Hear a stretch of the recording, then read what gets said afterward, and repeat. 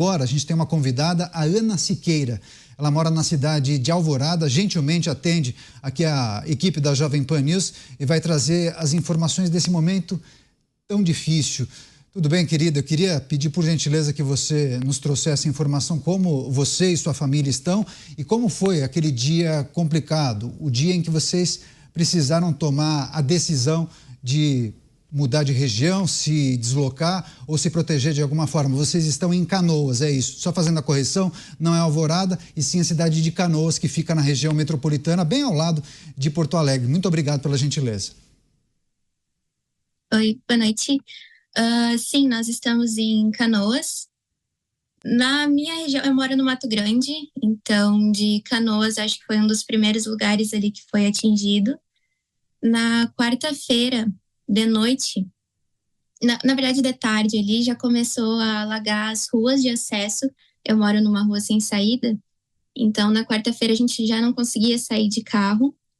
Na quinta-feira foi quando a gente começou a tentar algum guincho, alguma coisa para a gente conseguir sair de carro.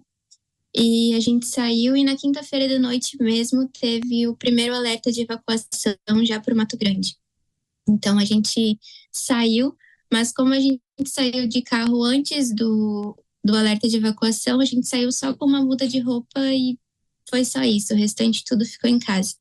E a gente foi para uma casa na Matias, na casa de uns amigos. E também na sexta-feira de noite teve outro alerta de evacuação para Matias e a gente teve que se mudar de novo para um outro bairro na casa de uns amigos que nos acolheram. Então a gente está aqui em umas 10 pessoas mais ou menos nessa casa, abrigados. E na sexta-feira mesmo eu tive notícias de vizinhos que ainda ficaram lá e mandaram vídeos da casa que ainda está completamente submersa.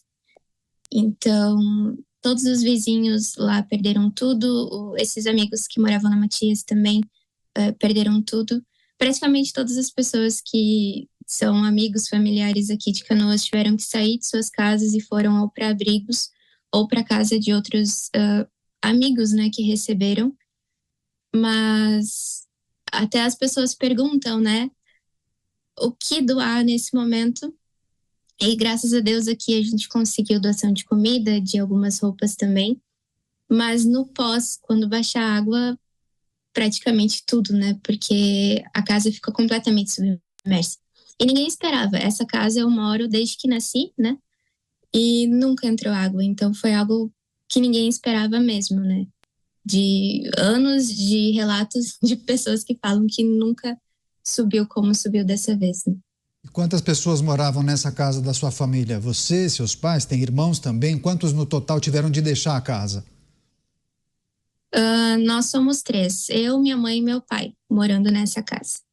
Perfeito. Ana, eu vou pedir licença, vou chamar os nossos comentaristas, eles também farão perguntas a você. Eu vou começar com o Cristiano Beraldo. Uhum. Ana, boa noite. Toda a minha solidariedade nesse momento tão difícil diante dessa tragédia que se abateu sobre você e a sua família e toda a população do Rio Grande do Sul. Eu queria te perguntar, você tem, um jovem, tem uma vida inteira pela frente, você já parou para pensar no que muda daqui para frente? Quer dizer, você já consegue ter uma ideia do que será a sua vida depois de tudo que aconteceu? Para falar a verdade, ainda não. Ainda é difícil de assimilar, de entender a gravidade de tudo isso, porque logo depois que aconteceu, a primeira coisa foi, no sábado, né, foi tentar ajudar quem ainda estava resgatando, quem ainda ficou na água. Então, foi o dia inteiro a gente tentando contato com barcos, tentando contato com resgate, para a gente tentar resgatar quem ainda ficou. No outro dia, foi o pós de tentar ver os pais de uns amigos que estão aqui nessa casa, eles acabaram sendo resgatados no meio do sábado lá, então a água já estava quase no segundo andar, então foi bem angustiante aquele dia, e daí depois o pós é tentar conseguir doações. Então eu tô vivendo praticamente cada dia um dia. Então agora é tentar reconstruir, né? Graças a Deus Os familiares, a gente está todo mundo bem, mas esse pós, em questão material, enfim, ter que reconstruir tudo do zero, assim, né? Então, não tenho ainda toda essa dimensão de como vai ser o pós. José Maria Trindade. Ana, eu sou solidário a vocês, todos vocês, que isso é uma dor coletiva, mas eu queria perguntar sobre, ali na hora, como é que é? A água subiu de uma vez? Porque, pelo que me consta, você já saiu com a água bem, assim, acima da cintura e tal. Como é que foi? Foi de uma vez? Você inesperadamente começou a subir rapidamente? Por que todos não tomaram essa iniciativa de sair imediatamente? No Mato Grande, a gente saiu antes do alerta de evacuação. Então, a gente ainda não saiu não teve que passar pela água, né? Eu passei com guincho, porque a gente conseguiu antes do alerta.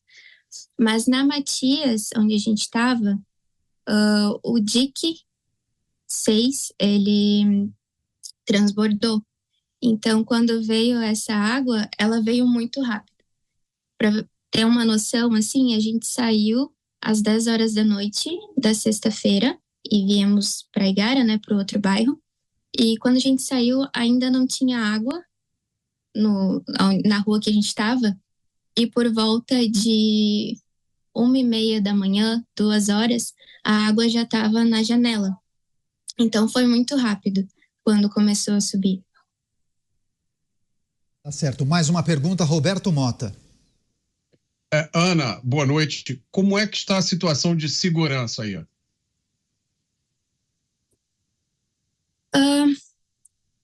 Aqui,